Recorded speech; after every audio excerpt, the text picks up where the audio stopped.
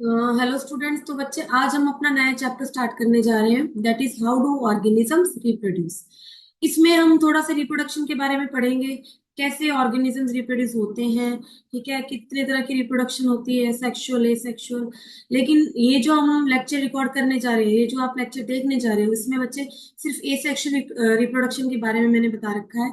Sexual reproduction के बारे में मैंने नेक्स्ट लेक्चर में बताया हुआ है बच्चे, आप उसमें जाके देख सकते हो।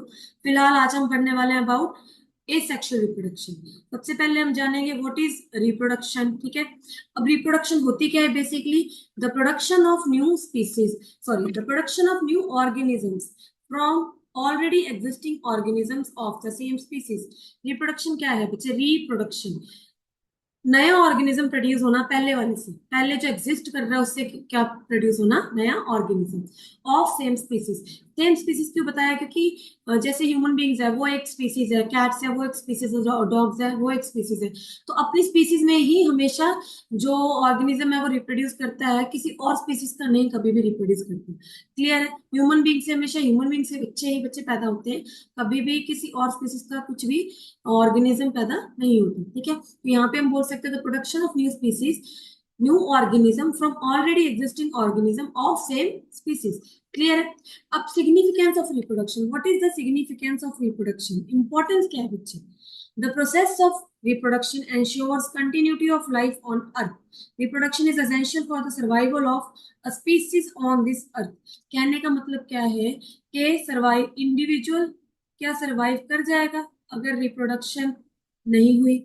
Yes, definitely. क्योंकि बच्चे, एक सिंगल इंडिविजुअल अगर रिप्रोड्यूस नहीं कर पा रहा तो उसको कोई फर्क नहीं पड़ेगा। अगर वो सांस नहीं ले पा रहा, खाना नहीं खा पा रहा, एक्सक्रीट नहीं कर पा रहा प्रॉपरली, तो उसको दिक्कत आ सकती है, तो डेफिनेटली उसका सर्वाइवल पॉसिबल नहीं होगा।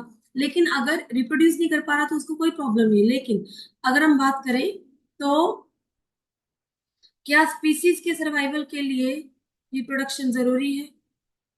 रिप्रोडक्शन हो सकता, रिप्रोडक्शन के बगैर स्पीसीज का सर्वाइवल हो सकता है बच्चे? बिल्कुल भी नहीं। क्यों? क्योंकि एक मान लो स्पीसीज है पूरी, ठीक है, उस स्पीसीज में अगर हम मान लें ह्यूमन बींग्स की स्पीसीज की बात करें, तो 10 ह्यूमन बींग ही एक अर्थ पे रहते हैं। ठीक है, उनमें कोई भी रिप्रोड्यूस नहीं कर पा रहा। रिप्रोड्यूस नहीं कर पा रहा तो कोई नया ऑर्गेनिज्म पैदा ही नहीं होगा। कोई नया ऑर्गेनिज्म पैदा नहीं हो रहा, ठीक है, नया ह्यूमन बींग नहीं आ रहा। जो पुराने वाले हैं उनका एक प्रॉपर लाइफ स्पैन है, एक टाइम पे उन्होंने जाके खत्म, एक्सटिंक्ट हो ही जाना है, खत्म हो ही जाना है। तो क्या होगा? 10 के 10 ह्यूमन बींग्स अपने एक एज, पर्टिकुलर एज पे आने के बाद एक्सटिंक्ट हो जाएंगे, खत्म हो जाएंगे। नया ऑर्गेनिज्म नहीं आएगा तो इस अर्थ पे कोई भी ह्यूमन बींग नहीं बचेगा। तो वो स्पीसीज ही पूरी की पूरी क्या हो जाएगी? खत्म हो जाएगी। तो बच्चे, reproduction is necessary for the survival of the species. Clear? इसके बाद हम पढ़ने वाले हैं about the types of reproduction. कितने टाइप की रिप्रोडक्शन होती है? रिप्रोडक्शन होती है हमारे पास दो तरह की। ठीक है, एक एसेक्सुअल रिप्रोडक्शन, एक कौन सी होती है? Sexual reproduction. ठीक है, एसेक्सुअल रिप्रोडक्शन क्या होती है? जिसमें सिर्फ एक पेरेंट ही इन्वॉल्व होता है, जिसमें सिर्फ एक पेरेंट से नया ऑर्गेनिज्म प्रोड्यूस होगा, वो होगी एसेक्सुअल रिप्रोडक्शन।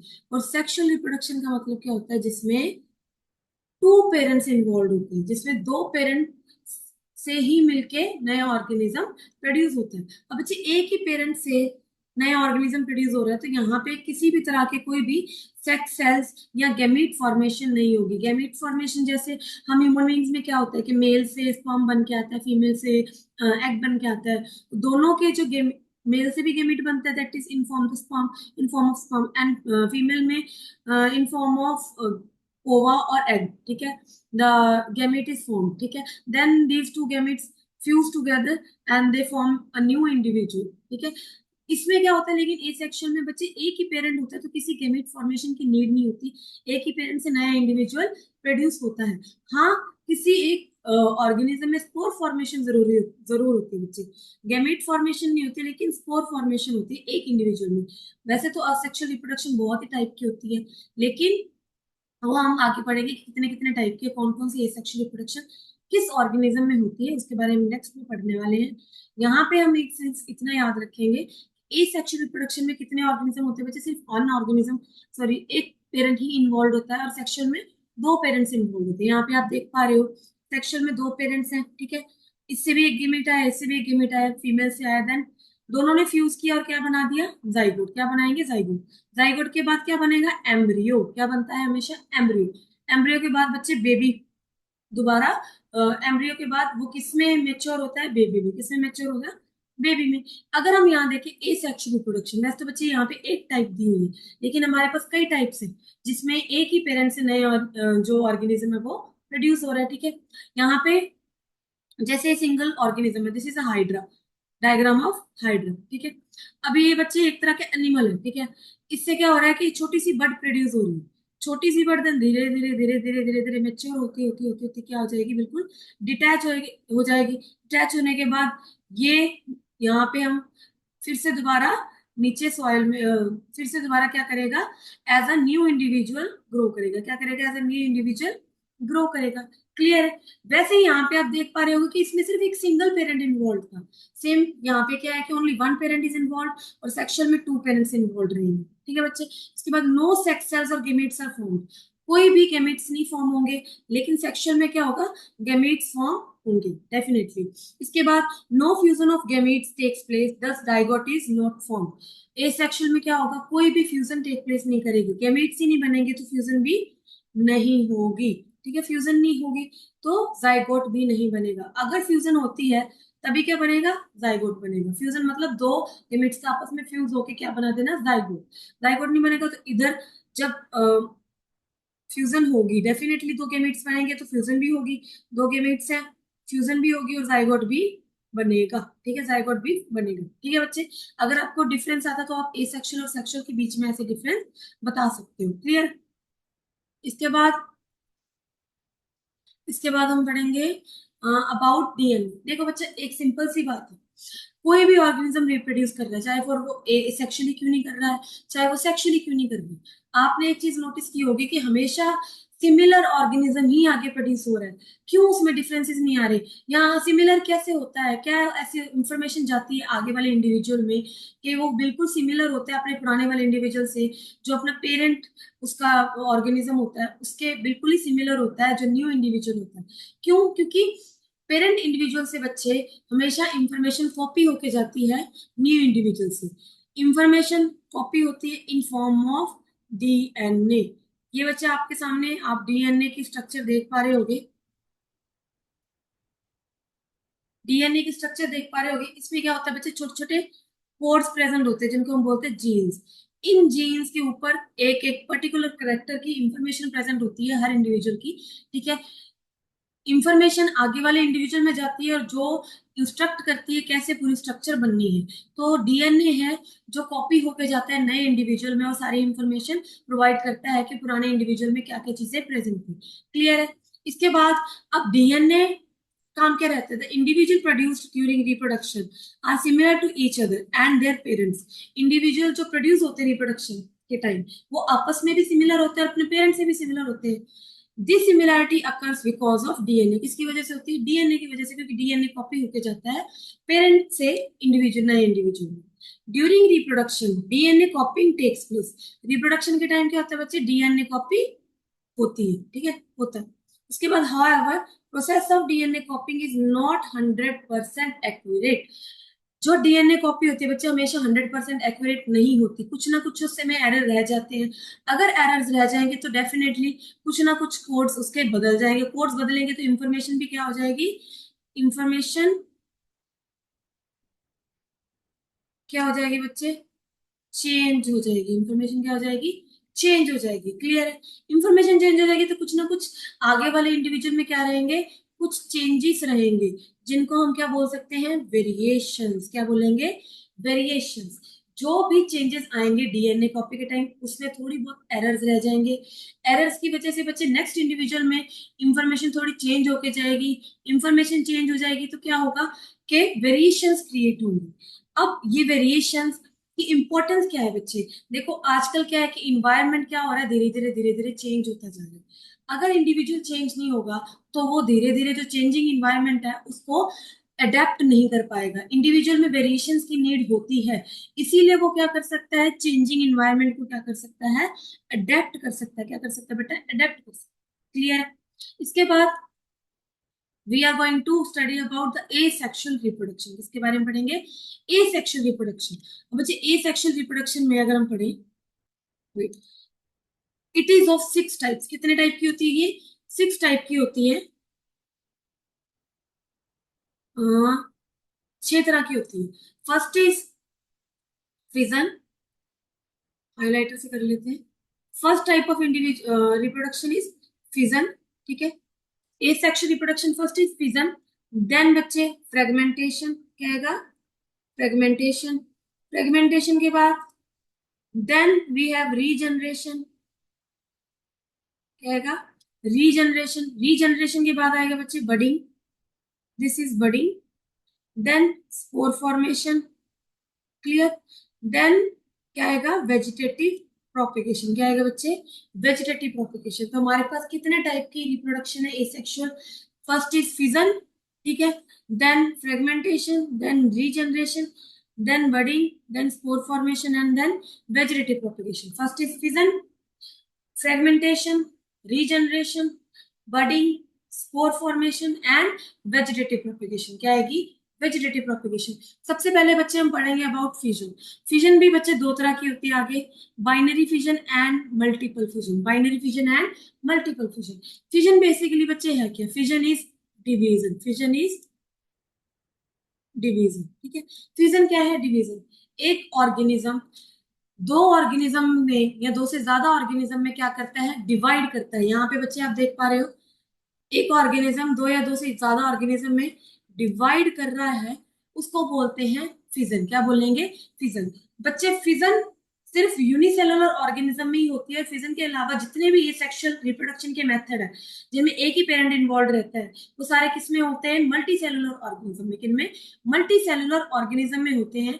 लेकिन फिजन ही एक ऐसा असेक्सुअल रिप्रोडक्शन का मेथड है जो सिर्फ यूनिसेलुलर ऑर्गेनिज्म में होता है। यूनिसेलुलर का मतलब जो सिर्फ सिंगल सेल से बने होते हैं ऑर्गेनिज्म। Is that clear? इसके बाद फिजन दो तरह की होती है, binary and multiple fission. Binary fission में बच्चे क्या होता है कि एक ऑर्गेनिज्म दो में डिवाइड होता है। कितने में डिवाइड होता है? सिर्फ दो में डिवाइड होता है। और मल्टीपल फिजन में क्या रहता है? एक ऑर्गेनिज्म, एक सिंगल यूनिसेलुलर ऑर्गेनिज्म बहुत सारे न्यू इंडिविजुअल्स में, न्यू ऑर्गेनिजम्स में डिवाइड करते हैं। यूनिसेलुलर ऑर्गेनिज्म स्प्लिट्स और डिवाइड इनटू टू और more organisms. Single individual organism split करता है, डिवाइड करता है टू और मोर ऑर्गेनिजम्स में, that is fission. Two types की होती है, बाइनरी और मल्टीपल। बाइनरी जिसमें दो में ही डिवाइड करते हैं और मल्टीपल जिसमें बहुत सारे ऑर्गेनिज्म में डिवाइड करते हैं। क्लियर? इसके बाद हमारे पास बच्चे बाइनरी की अगर हम एग्जांपल देखें तो फर्स्ट एग्जांपल है हमारे पास अमीबा। क्या एग्जांपल आएगी? अमीबा। Second is leishmania. क्या आएगी? लिशमैनिया। Amoeba and leishmania. दो तीन एग्जांपल्स और है बच्चे हमारे पास, दैट इज पैरामीशियम। पैरामीशियम भी दो में डिवाइड करता है, ठीक है। एंड अगर हम देखें यूगलीना, यूगलीना भी क्या है? यूनिसेलुलर ऑर्गेनिज्म जो कि दो में डिवाइड करता है। हमारे पास अमीबा की भी डायग्राम है बच्चे और लिशमैनिया की भी डायग्राम है।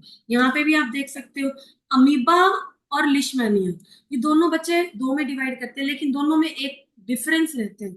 दोनों में होती बाइनरी फिजन है, लेकिन डिफरेंस क्या रहेगा? ये देखो यहाँ पे अगर मैं बताऊं डिफरेंस क्या रहेगा, देखो अमीबा है, ठीक है बच्चे। अमीबा किसी भी प्लेन में डिवाइड कर सकता है, मतलब इसका कोई फिक्स्ड प्लेन नहीं होता कि ऐसे भी डिवाइड कर सकता है, ऐसे भी डिवाइड कर सकता है, ऐसे भी डिवाइड कर सकता है, कोई फिक्स्ड प्लेन नहीं होता, ठीक है। कैसे भी डिवाइड करके दो इंडिविजुअल में ये प्रोड्यूस हो जाता है। लेकिन अगर हम लिशमैनिया की बात करें तो लिशमैनिया में क्या होता है बच्चे? एक फिक्स्ड प्लेन होता है, दैट इज वर्टिकल प्लेन। ऐसे वर्टिकल प्लेन में ही हमेशा ये डिवाइड करता है, फिक्स्ड प्लेन इसका रहता है, डेफिनेट प्लेन रहता है। अगर हम मल्टीपल फिजन की बात करें तो मल्टीपल फिजन में हमारे पास दो एग्जांपल्स आते हैं। यहाँ पे एक लिखी हुई है Plasmodium, Plasmodium and second is amoeba. Second क्या एग्जांपल आएगी बच्चे? अमीबा। क्लियर है? Second example is amoeba. अब अमीबा में देखो बाइनरी भी होती है और मल्टीपल भी होती है। तो आपको एक सिंगल चीज याद रखनी है कि अमीबा में बाइनरी फिजन कब होती है बच्चे? जब उसका जो इन्वायरमेंट होता है वो फेवरेबल होता है, उसके अकॉर्डिंग उसका इन्वायरमेंट होता है, तब वो बाइनरी फिजन करता है। और मल्टीपल फिजन कब होती है? जब उसका इन्वायरमेंट उसके फेवर में नहीं होता। जब अनफेवरेबल इन्वायरमेंट होता है तो अमीबा क्या करता है? मल्टीपल फिजन परफॉर्म करता है। Is that clear? इसके बाद बच्चे हमारे पास है सिंपल सी बात, आपके पास लिशमैनिया है और प्लाज्मोडियम की बात हुई है, तो आपको एक चीज याद रखनी है, लिशमैनिया कौन सा डिजीज कॉज करता है? काला आजार। कौन सा डिजीज कॉज करता है बच्चे? काला आजार।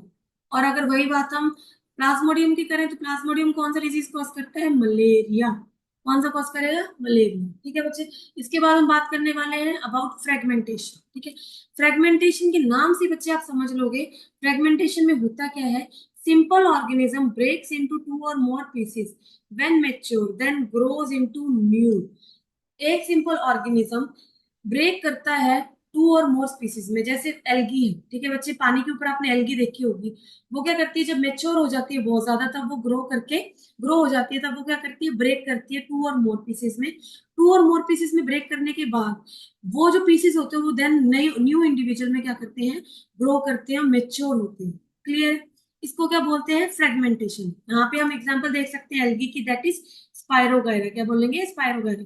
यहाँ पे बच्चे स्पायरोगायरा की डायग्राम बना रखी है। जब ये स्प्लिट होगी, ठीक है, डू और मोर में, देन ये अगेन क्या करेंगे, ग्रो करेंगे न्यू इंडिविजुअल में। क्लियर है? देन अगेन ये ग्रो करना स्टार्ट कर देंगे। इसके बाद थर्ड हमारे पास एसेक्सुअल रिप्रोडक्शन है, दैट इज रीजनरेशन। क्या आएगी?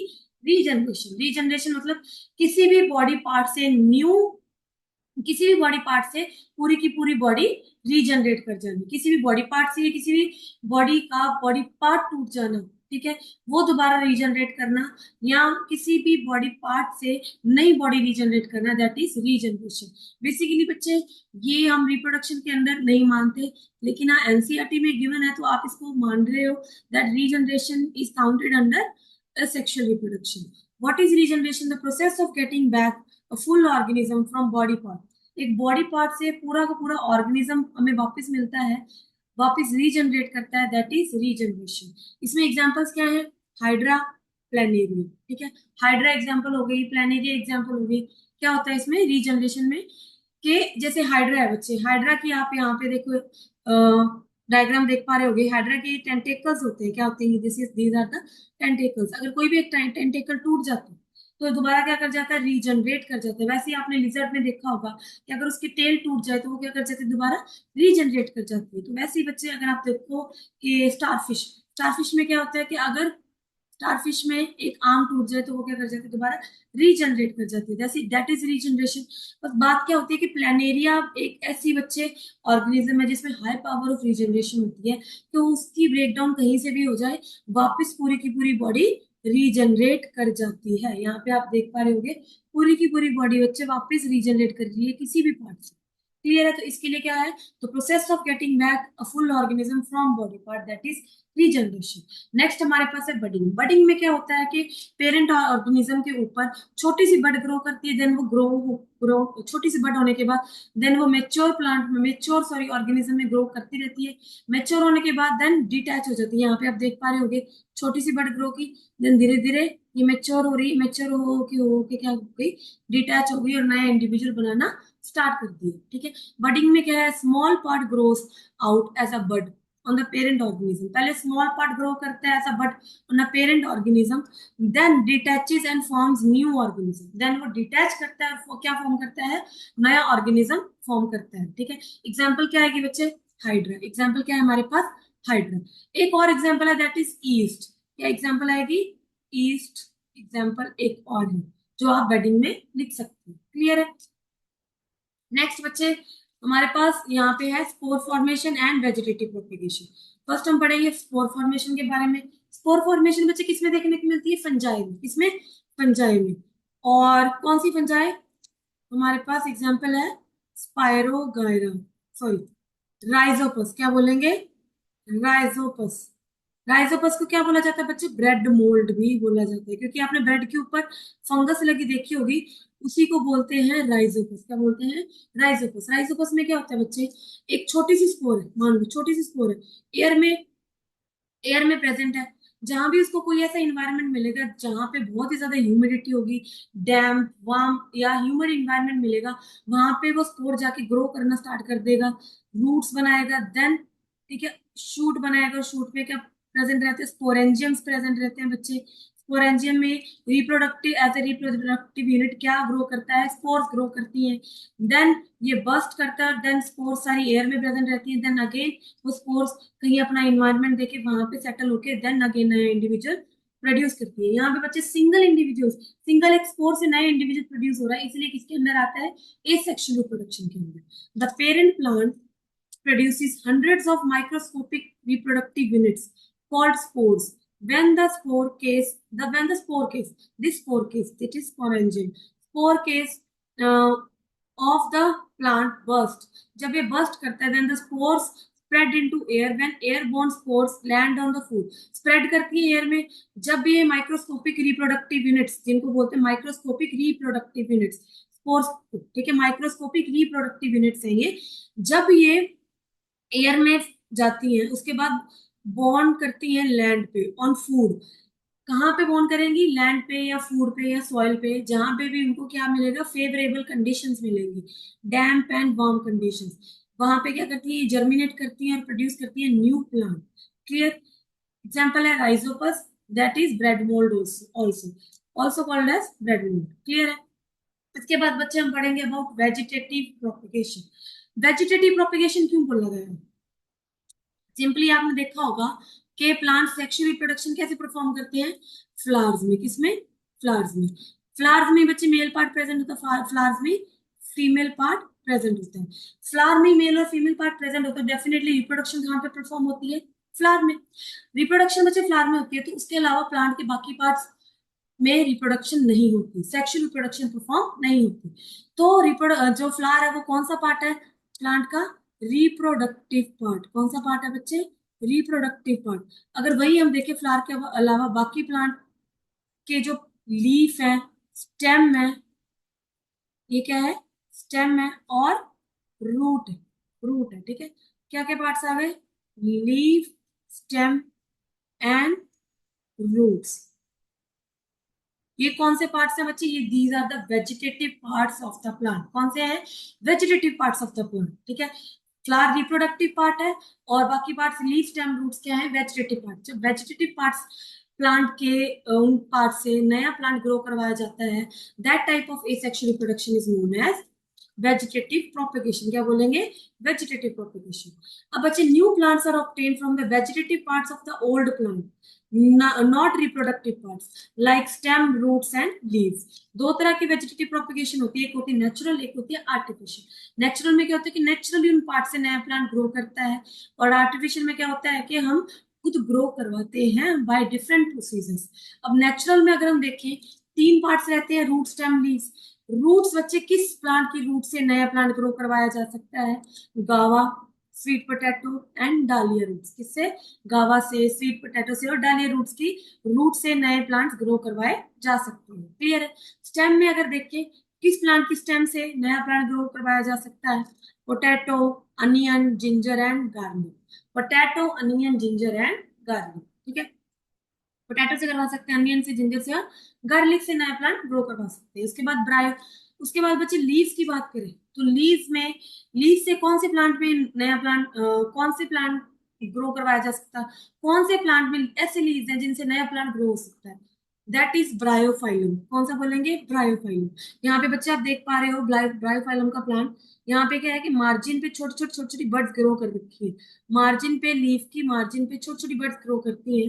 वो बर्ड्स जब डिटैच होकर नीचे सॉइल पे गिरती है तो वहां से क्या करती है, नया प्लांट ग्रो करती है। क्या करती है, नया प्लांट ग्रो करती है। यहाँ पे आप देख पा रहे होगे कि अनियन, ठीक है, अनियन से क्या कर रहा है, ये ऐसे स्टेम्स निकल रही है, तो यहाँ से इनकी रूट से क्या कर सकते हैं हम, एडवेंटिशियस रूट्स होती हैं, ठीक है।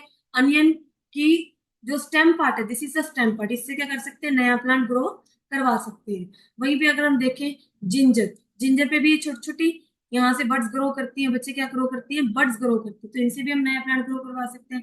वैसे ही पोटैटो के ऊपर भी आपने कई बार देखा होगा छोटी छोटी बर्ड्स ग्रो करती है इसे प्लांट के रूप में, वहां से भी आप नया प्लांट ग्रो करवा सकते हैं। स्वीट पोटैटो की बच्चे क्या रहता है कि स्वीट पोटैटो में रूट पार्ट जो रहता है उससे आप नया प्लांट ग्रो करवा सकते हैं, ठीक है। रूट पार्ट, ये रूट पार्ट रहता है, उससे क्या कर सकते हो, नया प्लांट ग्रो करवा सकते हो। क्लियर है? इसके बाद अगर हम देखें कि आर्टिफिशियल वेजिटेटिव प्रोपगेशन क्या होती है, जो हम खुद करवाते हैं, तीन तरह के बच्चे हमारे पास प्रेजेंट है।